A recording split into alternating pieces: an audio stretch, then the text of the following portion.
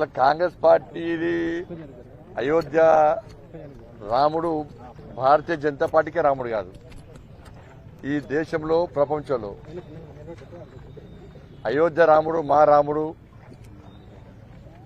అయోధ్య రాముని మేము తలుస్తాం, కొలుస్తాం, ఆదర్శంగా తీసుకుంటామన్నటువంటి ప్రతి భారతీయుడు, ప్రతి హిందువు అయోధ్య రామాలయం యొక్క ఆ ప్రతిష్టాపన కార్యక్రమంలో పాల్గొనాల్సిన అవసరం ఉంది. భారతీయ జనతా పార్టీ కార్యక్రమం కాదు. ఒక వ్యక్తి అక్షింతల కార్యక్రమంలో పాల్గొని రాముల వారి యొక్క అక్షింతలను మోసుకొని ఇంటికి తిరిగిన విషయాన్ని కాంగ్రెస్ పార్టీ నాయకులు గుర్తించాలి. అయోధ్యలో రామాలయ నిర్మాణం చేయడం భారతీయ జనతా పార్టీ పెద్ద పనేం కాదు. కేంద్రంలో ప్రభుత్వం ఉంది, అనేక భారతీయ జనతా పార్టీ నాయకులు. కానీ దానికి భిన్నంగా విశ్వ హిందూ పరిషత్ ఆలోచించింది. ఇది భారతీయ జనతా పార్టీకి సంబంధించిన కార్యక్రమం కాదు. వేలాది మంది, లక్షలాది మంది, కోట్లాది మంది హిందువుల యొక్క చిరకాల కాంక్ష నెరవేరబోతున్నది. ప్రతి ఒక్కరి భాగస్వామ్యం కావాలని చెప్పి ఆలోచనతో రాజకీయాలకు అతీతంగా హిందూ సమాజం నుంచి సేకరించిన నిధుల ద్వారా మన అయోధ్యలో దివ్యమైన భవ్యమైన రామ మందిర నిర్మాణం జరగాలని చెప్పి కోరుకున్న సందర్భంలో దేశవ్యాప్తంగా మతాలకు అతీతంగా, రాజకీయాలకు అతీతంగా అనేక మంది ఇవాళ ఈ విరాళాల సేకరణలో పాల్గొన్న విషయాన్ని కాంగ్రెస్ పార్టీ గుర్తించాలి. అప్పుడు రాని ఇబ్బంది, ఇన్ని సంవత్సరాలు, ఇన్ని రోజులు లేని ఇబ్బంది ఈ రోజు కాంగ్రెస్ పార్టీకి ఎందుకు వచ్చిందో స్పష్టం చేయాలి.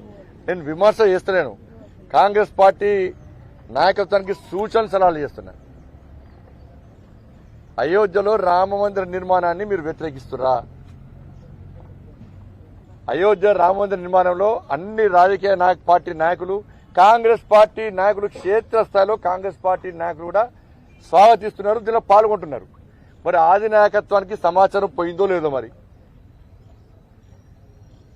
కాంగ్రెస్ పార్టీ ఆది నాయకత్వం కింది స్థాయిలో కాంగ్రెస్ పార్టీ కార్యకర్తల మనోభావాలను కాపాడుతుందా, కాపాడదా? క్షేత్రస్థాయిలో కాంగ్రెస్ పార్టీ కార్యకర్తల ఆలోచనలను కాంగ్రెస్ పార్టీ ఆది నాయకత్వం స్వీకరిస్తుందా, స్వీకరించదా? వాళ్ళ చెడు ఉద్దేశం ఉంటే కాంగ్రెస్ పార్టీ ఆది నాయకులకు ఎందుకు ఆహ్వానాలు పలుకుతారు? ఒక భారతీయ జనతా పార్టీ నాయకులను ఎందుకు పిలుస్తారు?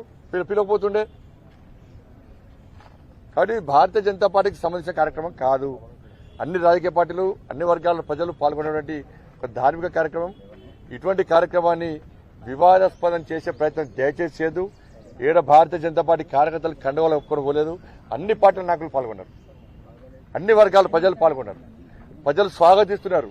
చాలా ప్రాంతాల్లో మా ఇంటికి, మా ప్రాంతానికి అక్షింతలు రాముల వారి అక్షింతలు రాలేదని చెప్పి రోడ్ల మీదకి వచ్చి ఆందోళన చేస్తున్న సందర్భాన్ని కాంగ్రెస్ పార్టీ అధినాయకత్వం దీన్ని వ్యతిరేకించిన పార్టీలు గుర్తుంచుకోవాలి. ఒకసారి జనతా పార్టీ జాతీయ ప్రధాన కార్యదర్శిగా, ఒక మెంబర్ ఆఫ్ పార్లమెంట్ గా నేను సవినయంగా విజ్ఞప్తి చేస్తున్నా, అందరం కలిసి పాల్గొందాం.